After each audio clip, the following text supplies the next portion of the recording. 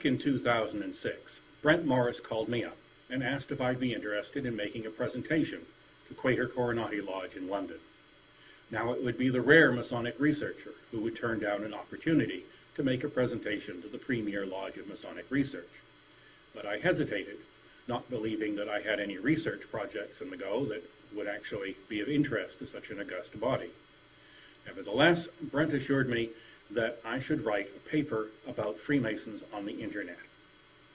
2 years later, I presented a paper in London that was subsequently published in the Ars Quater Coronatorum.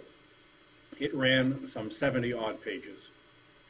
I had to distill that down to a 20-minute talk, which meant, of course, that I left out all the footnotes and an awful lot of the details, a lot of the more tedious details.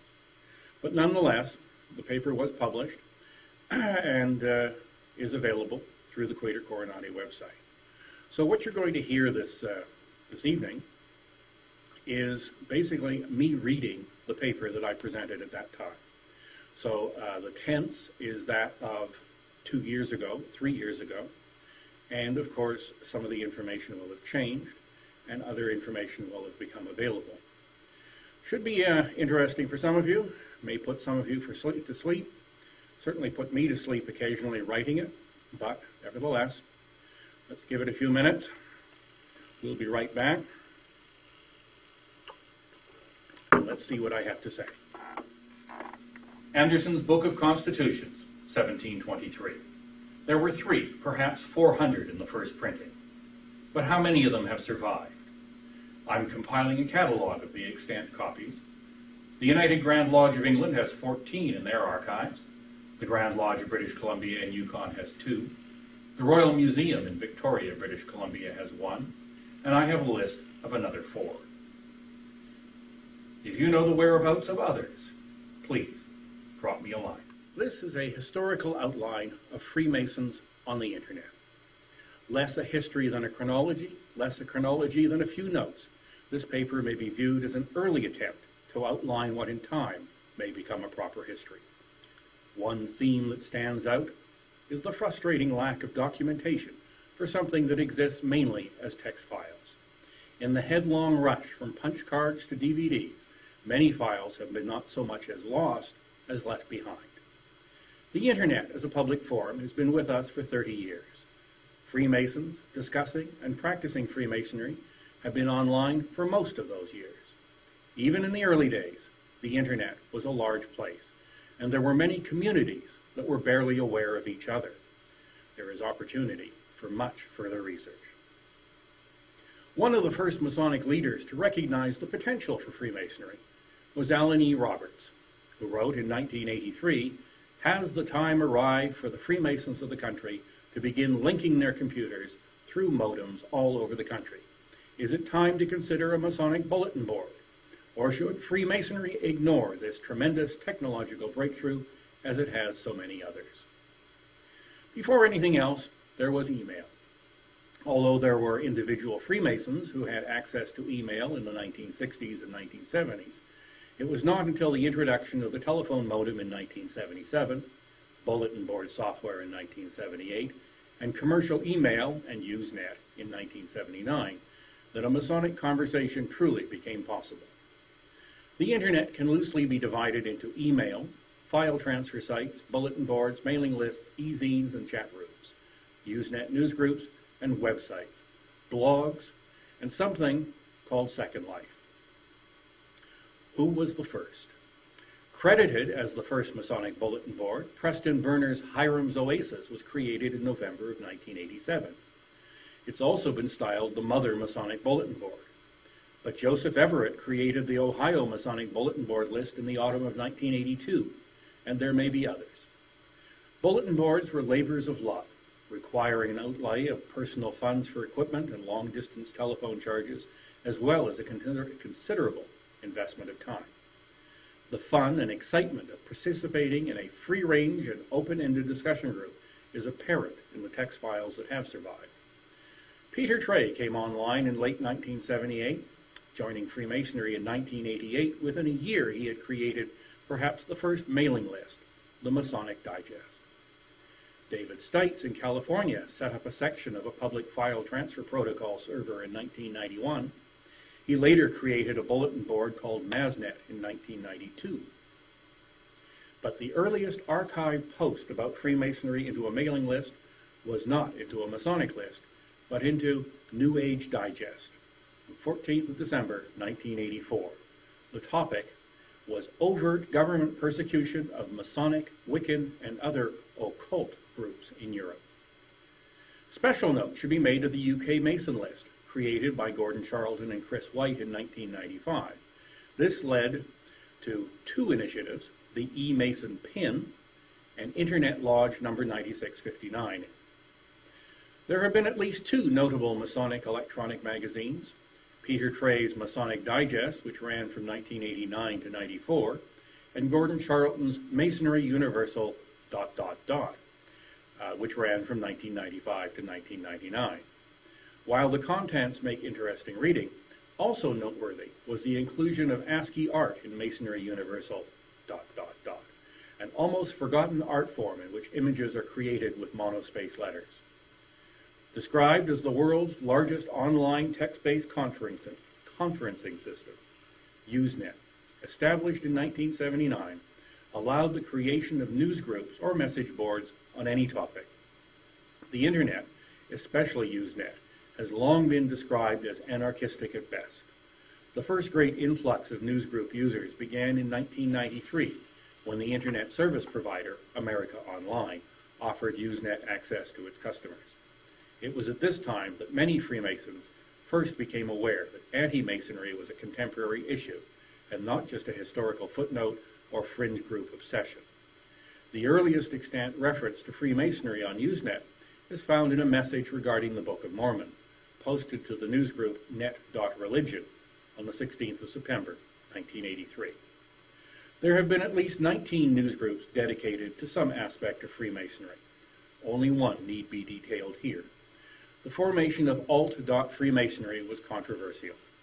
Believing Freemasons needed to meet the real world head-on, the unmoderated newsgroup alt.freemasonry was created by Christopher Kylan on the 19th of July, 1994. There were two other claimants to establishing the newsgroup, Ron Bootwell in Indiana and Ron Blaisdell in Michigan. There were technical reasons why all three of them may have created a newsgroup by that name, but Kylan's claim is the strongest. The future for alt.freemasonry as a forum for reasoned discussion appeared promising. By October, the bloom was off, and the anti-Masons, or at least the chronically argumentative, were circulating.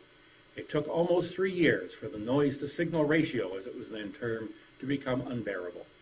Today, other than the tenacious posting of the Usenet Masonic FAQ, frequently asked questions, by Larry Williams, and the occasional plaintive query asking if there are any Freemasons lurking, in other words, reading but not posting, the group is currently populated by promoters of assorted conspiracy theories and non-Masonic sales schemes and scams. From the archives, it would appear that the newsgroup was most active in 2000 and 2001, with an anomalous flurry in 2004. The question of who created the first Masonic website is made difficult by technical definitions and incomplete records. Although the first graphic web browser wasn't released until 1994, CompuServe had its own software that allowed its customers to create and view a form of text web page. Ron Blaisdell's first Gopher site with hypertext markup language went live in February of 1993. Also in 1993, Peter Trey was uploading a dynamically updated results of an automated search of Usenet for Masonic references. Unfortunately, Trey did not maintain his own archives. Gary Dreyfus uploaded a page about Freemasonry in October of 1994, and that website is still there. Most jurisdictions eventually set up some policies or guidelines for lodge websites. There has been the rare incident when a Grand Master or other Grand Officer exercised his prerogative to control websites authored by lodges or individuals. Notable was the reaction of two Grand Masters in Florida to the article The Masonic Manifesto in the September 2005 issue of Tim Bryce's Freemasonry for the Next Generation. Bryce's website homepage currently reports that By order of the Grand Master of Florida, the site has been suspended. More colorful was the reaction of some members of Halcyon Lodge number 498 in Cleveland, Ohio. When they were told to remove questionable material from their website, they returned the lodge warrant. The details of this train wreck, as the late Theron Dunn described it, are not the issue. The point is that the internet allowed the entire online world to watch and comment. There have been other incidences. Real-world publishers quickly realized the value of posting electronic versions of their magazines and newspapers. Inspired by what he found online, the late Andrew Baracci of Sag Harbor, New York, began publication of American Mason magazine in 1996. In 2000, he registered AmericanMason.com, and he began uploading what he styled the world's first all-electronic Masonic magazine. Its main feature being a calendar of historical events in which Freemasons had played some role. Baracci attracted some controversy over his willingness to take texts from internet sources and reprint them, either without citation or without first gaining permission. There were attempts to create niche market Masonic sites. Brother Applebaum registered MasonicMemorials.com in 2003, dedicated to preserving the memories of Masons around the world. But with only 15 uploaded memorials by 2006, it was soon offline. Replacing it was Michael Johnstone's MasonicObituaries.com in 2007. Other niche market Masonic sites include MasonicPoetsSociety.com, created in 2004, MasonicMusic.org, created in 2000, WidowsSons.org, created in 2005 for Masons with motorcycles, and MasonicInc.com, created in 2005 to promote and display Masonic-themed tattoos. There are, of course, many, many others. Every recognized English-speaking Masonic jurisdiction now maintains some sort of website, although some jurisdictions did not come to the web easily. Alberta's decision to go online was made in 1997 by the then Grand Master Hugh Young, though at least one senior Grand Lodge officer opposed the action. The website was approved circuitously through the Finance Committee. Richard Barton created an unofficial website for the Grand Lodge of South Carolina in early 1996, which received a favorable review by the South Carolina Masonic Research Society, but it was ordered offline by his Grand Master in 1997. It was not until 2001 that an official website was created. Although the Grand Master for Virginia for 1997-98 had opposed a Grand Lodge web presence, Jack Kennard had already established the Virginia Masonic Information Net. There are, of course, many other stories to be told about every grand jurisdiction and their introduction to the web. Unsurprisingly, anecdotal evidence suggests that those jurisdictions that utilized the internet the earliest had a single strong-willed member who either was a Grand Lodge officer or who held the trust of senior Grand Lodge officers and was given considerable leeway to develop the web presence. Neither age nor length of membership appears to have been a factor, although early non-Masonic use of either the internet or computer technology does. Technology aside, the only real difference between a web log or blog and a website is immediacy. Tom Acousti of Connecticut created the Tao of Masonry as a blog in 2006. Possibly due to his gentle humor and non-confrontational style, his blog has received no negative response from his Grand Lodge, and in fact it's now linked from his Grand Lodge's website. One of the higher profile blogs, Burning Taper, first posted in late 2005. His website gained its most visitors when he began writing critically about the Scottish Rite Southern jurisdiction's involvement in NASCAR in 2007. This was an issue that was receiving little coverage elsewhere. Of the other blogs, Chris Hodap and his Freemasons for Dummies blog, and the late Theron Dunn and his A Beacon of Masonic Light are noteworthy, both for their strong opinions and willingness to enter into debate, as well as their active involvement in real-world Freemasonry, and the depth and breadth of their knowledge. While many Grand Lodges, and individual Freemasons' websites were little more than vanity plates on the information superhighway, pictures, lists of officers, others recognize the educational potential. Bruno Gazzo in Genova, Italy, created Petri Stone's Review of Freemasonry in 1996 and has attracted submissions by many knowledgeable Masonic authors and scholars. The Grand Lodge of British Columbia and Yukon may be unique in developing a website that was focused more on Masonic education than on the workings of Grand Lodge. Established in 1995, today the website contains over 3,200 pages, of which less than 150 are about the Grand Lodge and its committees and its operations. In one respect, organized Freemasonry was slow to recognize the value of domain name registration. Many names, such as Mason, Masons, Masonic, Masonry, Freemason, in the top-level domains, .com, .net, .org, were snapped up by entrepreneurs. It is but good fortune that they were not snapped up by anti-Masons. Noteworthy is grandlodge.com, owned by buydomains.com. In 2006, it was for sale for $22,000. By 2007, the price had almost doubled. I don't think anyone's bought it. I haven't checked recently. Recognizing one of the most common misspellings, a Florida domain registrar named moniker.com registered and parked freemasonry.com in 2000 and masonary.com in 2001. National top domains have rarely befallen the same fate, with national registrars generally requiring some proof of a real-world use of the name. But freemason.ca was registered by a non-Mason in 2004 and is currently parked, I think. Take a look. We're online.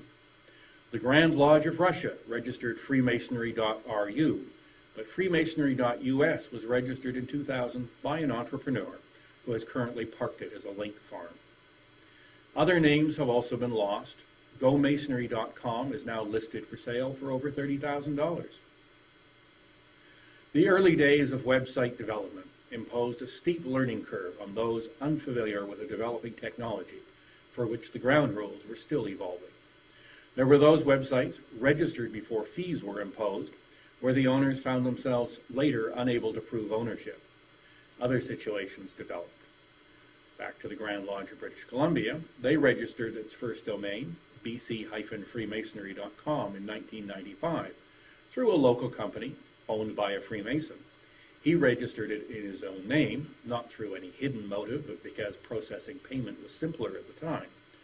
Unfortunately, his company was shortly thereafter absorbed by another company, and both the domain for the email address he had used when registering the domain and his real-world mailing address ceased to exist. This meant that 2 years later, the registrar Network Solutions, a misnomer if there ever was one, refused all attempts to transfer ownership to the Grand Lodge. Soon thereafter, bc-freemasonry.com became a portal for gambling sites, and today it's parked through an ISP in Florida. The Grand Lodge of Alabama had a similar experience, while the Grand Lodge of Minnesota had its own problems with a member who expected to profit by his ownership of their original URL. There are probably other stories. The news groups, or open fora, found on Usenet, provided Freemasons an opportunity to meet Freemasons from around the world. It also introduced them to a range of people who firmly claimed to be Freemasons, even if mainstream Freemasonry labeled them irregular. Perfectly pleasant, reasonable people who just happened to be women Freemasons, co-Masons, Grand Orient Masons, or other genus. It also opened Freemasons' eyes to the many varieties of Freemasonry worked under the banner of regularity. And it brought home to them the painful reality of hateful, malicious, agenda-written anti-Masonry, in a way that many of them had never had to deal with before. A few names, or pseudonyms, of the more egregious anti-Masons stand out and bear mentioning. Kevin McNeil Smith, which may still be a pseudonym, was then known as St. John the Sublime Reformer, and later Freemasonry Watch. He appeared in the Usenet archives in 1999, but he was posting much earlier under numerous aliases, cutting and pasting from others' posts in an often transparent attempt to create straw men for him to then knock down. Kenneth Wayne Mitchell, with well over 60 names, may hold the record for the most aliases, or sock puppets, as they were called at the time. With almost 4,500 archived posts into alt.freemasonry, Mike Restivo, a Masonic critic from Ontario, was one of the newsgroup's more vocal participants. Joining and quitting Freemasonry in 1991, he appeared in the CompuServe Masons Forum in 1995, but I don't think he's posted anywhere since 2005. Restivo, he was responsible for one of the more entertaining incidences in alt-Freemasonry's history, when he, unfamiliar with web page authoring, in early 2001 allowed visitors to his website to unwittingly enter a directory of adult-themed texts. Let's call it pornography. When Ed King posted this URL into alt.freemasonry as an example of Restivo's hypocrisy, Restivo responded angrily by claiming that he'd just been laying a trap for Freemasons. A review of posted messages clearly reveals Restivo's inability to sustain any sense of logic or coherence. It also pointed out King's inability to contain his glee in destroying Restivo's arguments. Freemasons who encountered anti-Masons online responded in a variety of ways. Some Freemasons were unable to distance themselves emotionally, and the newsgroup archives record many a Freemason who erupted in anger, irritation, and frustration at the personal attacks and obtuse logic. Kevin McNeil Smith, Freemasonry Watch, also established an early website. Although not the first anti-Masonic website, it is probably the oldest extant non-religious anti-Masonic website. Within his wild accusations and ad hominem attacks, Watchy, as he was then dubbed, displayed a persecution complex that was further fueled by a controversial event that became known as the Cookout. Theron Dunn discovered the Freemasonry Watch web forum soon after he became a Freemason in 2001. He began posting corrections to what he then assumed were honest errors of ignorance, immediately attacked in the forum, and then receiving what he believed to be spam, viruses, and other attempts to attack his computer from another forum participant. Dunn was then amenable to Bill McKeown's suggestion that a group of Freemasons should all post their favorite recipes into the forum at the same time. Over a 24-hour period in early September of 2003, some 20 Freemasons and perhaps a few non-Masons posted almost 2,000 recipes.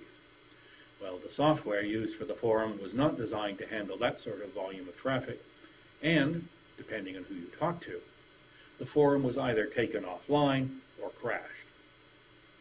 Watchy's website, press-freespeech.com, soon thereafter took his website offline. Dunn believed that his posting of the web host owner's personal contact information into a number of other fora was instrumental in having the site closed. It's more likely that Stephen Defoe's filing of a usage policy violation, this was for misuse of his and others' images and names, was the actual cause. Opinions were divided on the ethics and the effectiveness of the cookout. Dunn viewed what was in effect a spam bomb as a legitimate weapon against anti-Masonry.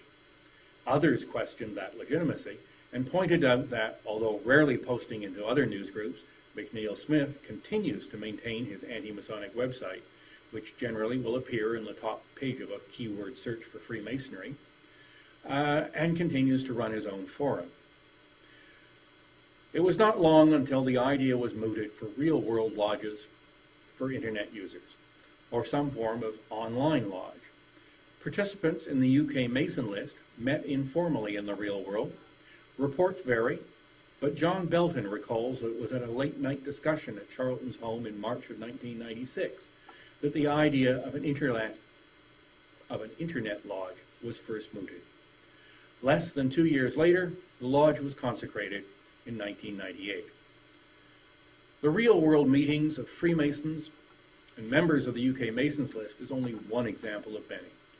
Organized by Nick Alexander, Lunchtimers was formed in London in 1995 by participants in the CompuServe Masonry Forum. By autumn, the idea had spread to Boston, and soon at least 10 other cities around the world joined what was unofficially styled the International Lunchtimers Network. Prior to the Internet, Freemasons took their knowledge of contemporary Freemasonry from their Grand Lodge, what books they could find, and what travel they could enjoy. Interjurisdictional Masonic communication proceeded through lodge secretaries by way of their respective Grand Secretaries. It was slow, it was not efficient, and it was not always very effective. With the introduction of bulletin boards and Usenet, suddenly individual Freemasons could easily, immediately, discover for themselves that Freemasonry was not a monolithic whole, but came in many forms and ceremonies. Individual Freemasons were online talking with each other well before official Freemasonry. Freemasonry, or Freemasons, have always had a problem with openness. We're not a secret society, but we are a private society. In the main, Freemasons have never been comfortable discussing their problems in public. But the internet has made Freemasonry both a much closer and a much more public family. When Alex Harris was shouted down at the Grand Lodge of Alabama's annual communication in 1999, attempting to speak in favor of a motion to consider Prince Hall recognition, online Freemasons around the world heard about it within days. Whether it was an Ontario District Deputy Grand Master arrested for soliciting an undercover policeman, a Pennsylvania shrine official prosecuted for misappropriating over $1 million, the 2005 conviction of an Alabama Scottish Rite member for embezzlement, or the 2007 edict by the Grand Master of Arizona chastising the shrine. Information about Freemasons and Freemasons behaving badly, accurate or not, was posted where all Freemasons could read about it, as could the non-Masons and the anti-Masons. The internet allowed both the public and Freemasons to discover how poorly informed many of the brethren were. It could be said that the internet took official Freemasonry by surprise. There was no time to strike committees and write policy papers before individual Freemasons had begun uploading what they considered to be the truth about Freemasonry. Many of these myths and legends were later addressed on more carefully reasoned websites and in official pronouncements, but many of the errors, many of the mistaken information, remain on abandoned websites or cobwebs. The internet has also given a new forum for many bogus groups to claim Masonic authority, enabling anyone with the web design skills to proclaim a new Grand Lodge or declare himself a Masonic authority. Only one example will be dealt with today. The modern Rite of Memphis, and more importantly, the response it provoked, exemplifies the inflated importance that is often ascribed to affairs of the internet. What, from this remove, appears to have been little more than a conflict between a small Masonic study group without the humility to recognize that it was not treading new ground, and Grand Masters without the wisdom to recognize the same, became an online cause célèbre in 2005. Jeff Peace of Kentucky perhaps holds a unique place in the promotion of online bogus Freemasonry, being apparently unaware that although that was not what he thought he was doing, that was what he was saying. Creating riteofmemphis.com in 2000, and soon thereafter riteofmemphis.org, he announced that the Rite of Memphis is the fastest growing Masonic organization in the United States, and then claimed that perhaps this is due to its dynamic core of young, well-educated professionals with an average age of 35. Neither website lasted much past 2003.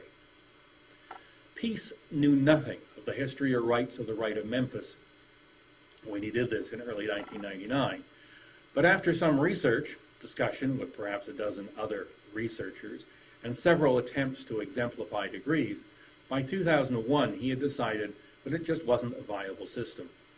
But perhaps another set of degrees would do, the Rite of Rose Cross of Gold, the RRCG. So this was at a point when Peace claimed the modern Rite of Memphis was no more, and he found himself he found that the modern Rite of Memphis declared spurious, schismatic, irregular, and Masonically clandestine by several Grand Lodges. Peace believed that the 7 degrees of the RCG would appeal to younger Freemasons, attracting about a dozen members, and the subsequent wrath of regular Freemasonry. He may have been disingenuous when he claimed that it was intended to be more of a club than an order, that it was intended to support the lodge, not replace it, to be an intellectual movement, not a hierarchical association. He was little prepared to sympathize with or understand the complex web of esoteric societies that had preceded him in creating, reviving, and working many odd rituals, both pseudo-Masonic and otherwise. When the RCG failed to develop past this small discussion group, Peace then helped draft the United Grand Lodge of America's declaration and designed their website, although he denied any actual involvement in the group. He estimated that by the end of 2006, the Confederation of Sovereign Lodges under the UGLA, United Grand Lodge of America, included some 375 members. He registered several domains, tracingboard.com in 2000, rrcg.org in 2003, sovereignsanctuary.com in 2004, uglofa.org in 2005, grandlodgeusa.org in 2006. There may be others. The website, tracingboard.com, was little more than the usual collection of Masonic information, much gleaned from other websites, until sometime in early 2004 when Peace announced that he'd be closing the site. In May, it was back. In September, it was closed. Later, it was back. By early 2005, the homepage read, Grand Lodge Accepted Freemason Established 1717, with a redirect link to rrcg.org. By that summer, it was back as Freemasonry 101, and by April 2007, it announced, this site is not connected to or with any Grand Lodge or form of Freemasonry. Later that year, it began promoting what it referred to as traditional cosmopolitan Freemasonry. What form of bogus Freemasonry is contained under all these names and its short history would make a fascinating study. Its only importance here is to exemplify the will-o-wisp that can be the Internet. In 2006, at the Multi-State Council of Delegates at the United Grand Lodge of America headquarters in Atlanta, Georgia, possibly a local coffee shop, we don't really know, the United Grand Lodge of America was formed after brothers in Georgia were erased from their blue lodges by the Grand Lodge of Georgia. Whether there was anyone present other than the three principals is not at issue. Whether Cooksey demitted from his Alabama lodge over incidences of racism and character assassination is also not at issue. The point is that what might have remained a local non-issue became known to the online Masonic community and the public at large through blogs such as burningtaper.blogspot.com and the UGLA's own website, uglofa.org, anonymously created in 2005. It was also claimed online that the UGLA was formed in Atlanta in December 2005. The formation date is only of importance to the principals. The point made is that whatever value the immediacy of the Internet creates, it is mitigated by the inaccuracies that it promotes.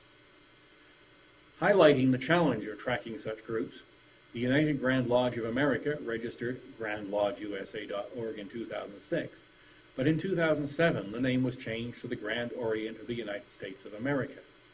Almost a defining characteristic of all these websites was the absence of real-world contact information, names, or meeting places, the bricks and mortar of Freemasonry. While the United Grand Lodge of England has expressed its belief that the regular Grand Lodge of England is composed of little more than a handful of members, it's developed a much-discussed online presence since its 2005 creation. If this was a history of irregular Freemasonry, there are many questions that would need to be answered. In a history of Freemasons online, they simply highlight the fact that without the Internet, no one outside of their own circles would probably have ever heard of any of these people.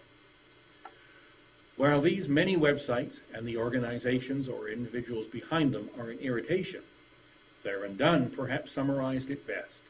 The Grand Lodges are watching these startups, not with fear or trembling, and certainly not with benign amusement. They do see it as a symptom of a problem that many are addressing. The Internet has also given a forum to any Freemason who, justifiably or not, may have quarreled with his lodge or Grand Lodge.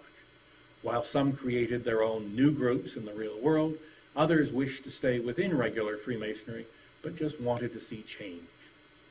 The recent history of the Grand Lodge of West Virginia, resolutions brought before Grand Lodge by Most Worshipful Brother Frank Haas in 2006, decisions made by Most Worshipful Brother Charles Coleman in 2007, edicts issued by Most Worshipful Brother Charles Montgomery in 2008, and the conflicts contained within these are only noteworthy insofar as issues that at one time would have been known only by the principals or only within the jurisdiction, but they are now bandied about the internet, where anyone and everyone can read about them. Starting with the Grand Lodge of Connecticut's recognition of Prince Hall Freemasonry in 1989, 8 other American jurisdictions had followed suit before it became an internet cause célèbre. But it was arguably the internet that educated Freemasons about an issue many of them had never known existed. Perhaps it was simply time, but the role of the internet in promoting the mutual recognition of Prince Hall affiliated jurisdictions in the late 1990s cannot be ignored. Paul Bessel's list of Prince Hall recognitions, complete with historical maps, was a valuable resource in providing up-to-date information. Freemasons' fondness for listing their more notable members found new life on the internet, and with these lists came the errors. Subsequent research corrected the errors, but the damage was done, and to this day, some of these errors continue to be found on the cobwebs, abandoned websites of otherwise well-meaning brethren. One error had a wider impact outside Freemasonry. It's unclear where it was first posted online, but its origin could most probably be laid at the doorstep of former Freemason Jim Shaw, who claimed that the Reverend Billy Graham was a 33rd degree Freemason. Sometime in 1996, at least 2 Masonic websites included the Reverend Billy Graham on their list of famous Freemasons. Now, the appearance of Graham's name on official lists of Freemasons had been a red flag to those evangelical Christians who were both anti-Masonic and felt that the Reverend Graham wasn't Christian enough. But the removal of his name incited a further frenzy. Rather than accepting that some well-meaning Freemasons had made an honest mistake, this was now viewed as proof positive that there was a cover-up. One last aspect of the internet should be noted: virtual worlds. At bottom, simply chat rooms with interactive three-dimensional graphics. Among the most popular virtual worlds are Second Life, There, and Yville. In early 2008, there were 8 clearly defined Masonic groups in Second Life, with names such as Second Life Masonic Lodge, Blue Lodge, Second Light Masonic Lodge No. 1, Grand Lodge of Freemasons. Membership varied, with the smallest of only 3 and the largest with about 32. None of the groups claimed to be tiled, but most of them claimed to be populated by Freemasons. The internet has been a boon to Freemasonry. Many jurisdictions have found that a growing number of their candidates are coming from that group of young, educated, intelligent computer users who would possibly have never found their way to Freemasonry without the help of the web. Like all technology, though, it is a two-edged sword. These are but a few notes on the history of Freemasons online. I trust it will encourage lodges, jurisdictions, and their members to compile their own histories, perhaps filling in the many lacunae I have encountered.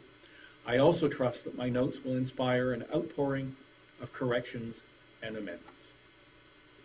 Over 200 years ago, some 10 years before the Lodge of Reconciliation met, someone wrote out perhaps what is the earliest example of what became the emulation ritual.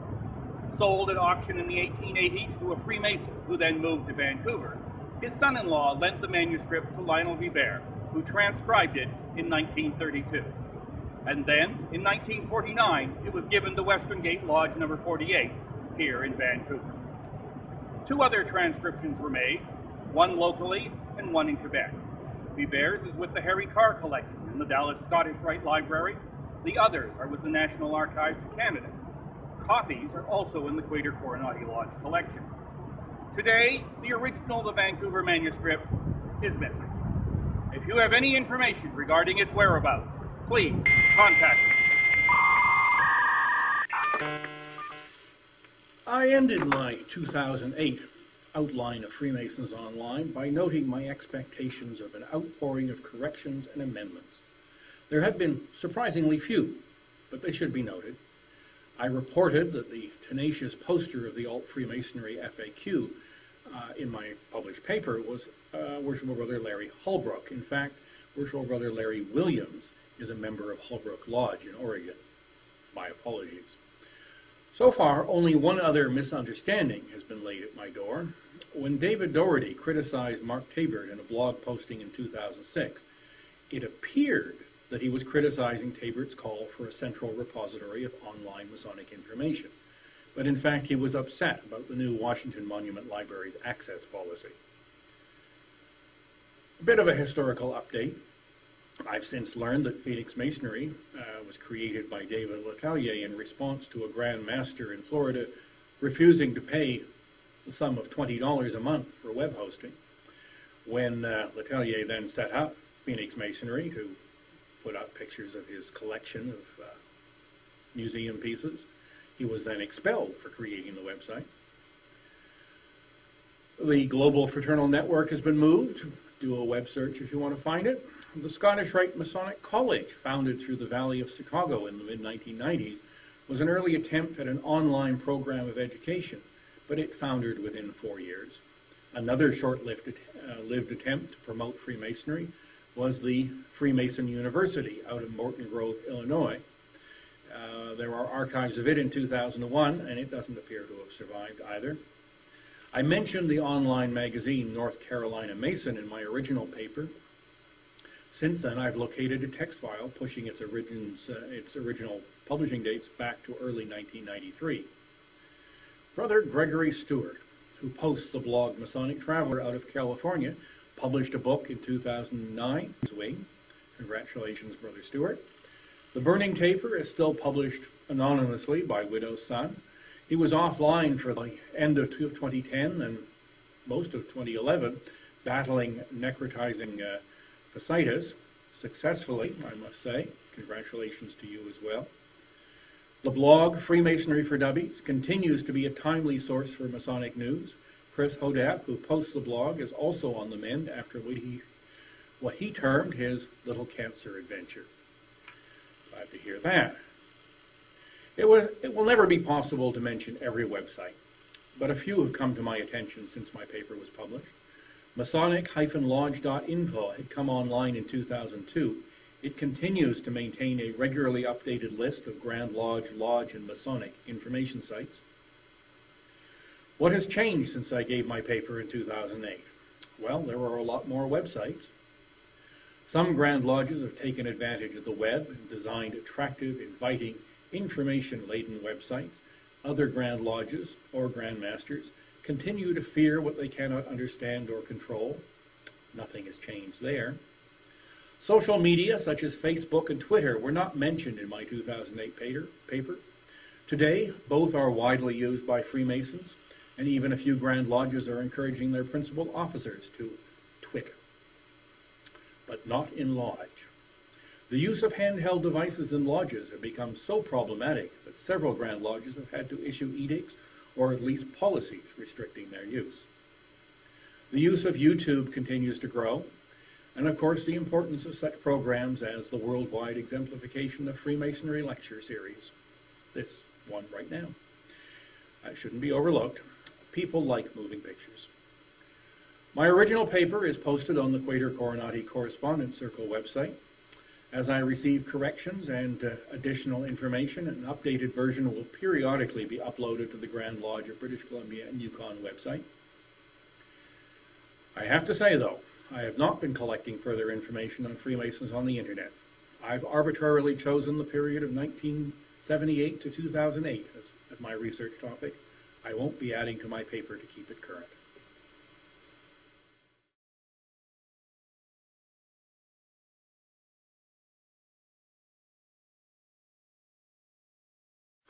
Face made for radio.